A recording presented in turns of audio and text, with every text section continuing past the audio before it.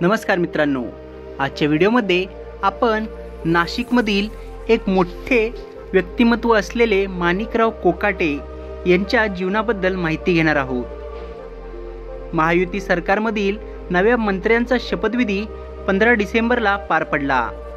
राज्य मंत्रिमंडळाच्या विस्तारात 39 मंत्र्यांनी शपथ घेतली।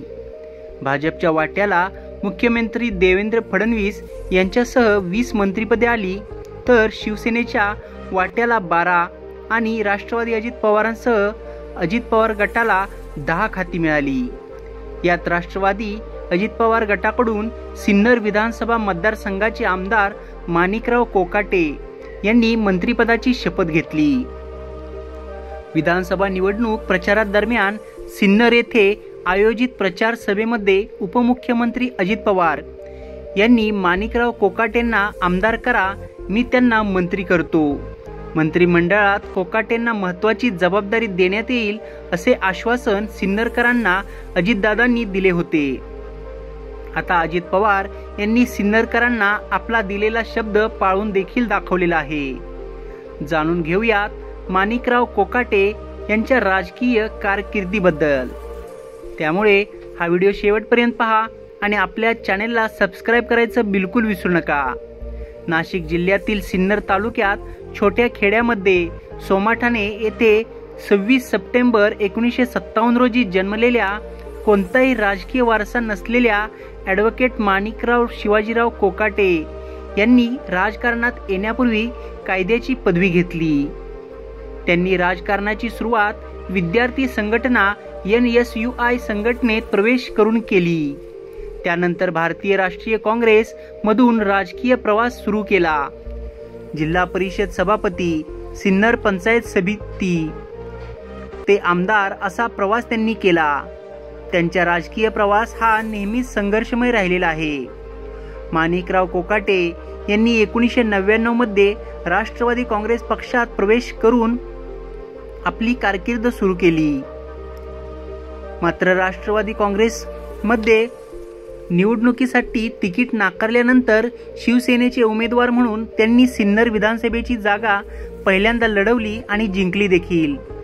2004 मध्ये त्यांनी ही जागा कायम ठेवली। नंतर नारायण राणे यांच्या सोबत 2009 मध्ये ते काँग्रेसमध्ये पुन्हा परतले। 2009 साली सिन्नर विधानसभेतून ते पहिल्यांदा निवडणूक जिंकून आले। 2014 मध्ये त्यांनी भाजपकडून निवडणूक लढवली आणि त्यात त्यांना पराभव प्राप्त झाला। 2019 मध्ये त्यांनी पुन्हा राष्ट्रवादी काँग्रेसमध्ये प्रवेश केला आणि सिन्नरमध्ये त्यांनी चौथ्यांदा विजय मिळवला। राष्ट्रवादी काँग्रेस पक्षाच्या फुटीनंतर ते अजितदादा गटामध्ये सामील झाले। आता 2024च्या विधानसभा निवडणुकीत 41,000च्या मताधिक्याने ते 5व्यांदा आमदार झाले। मतदारसंघातील प्रभावी विकास कामांमुळे ते खूपच प्रसिद्ध आहेत।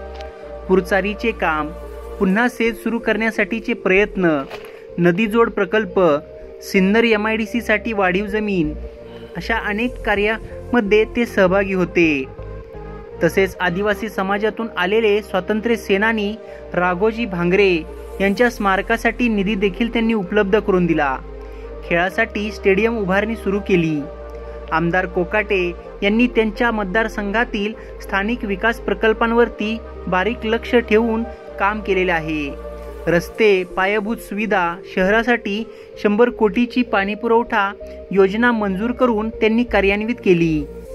ग्रामीण पाणीपुरवठा योजना यासारख्या अनेक समस्यांचे निराकरण करण्यासाठी त्यांनी प्रयत्न हे भरघोस पद्धतीने केले। 700 कोटींचा पर्यटन प्रकल्प आणि कळसुबाई पीक रोपवे यासारख्या महत्त्वपूर्ण उपक्रमांमध्ये त्यांचा सहभाग आहे। वारंवार पक्ष बदलत असताना देखील कोकाटे यांची अनुकूलता आणि तळागाळातील समस्यांशी जोडलेले असल्यामुळे त्यांच्या स्थायी राजकीय उपस्थितीला नेहमीच योगदान लाभलेले आहे। तर मित्रांनो, हे होते माणिकराव कोकाटे। तुम्हाला त्यांच्याबद्दल काय वाटते हे कमेंट बॉक्समध्ये लिहा।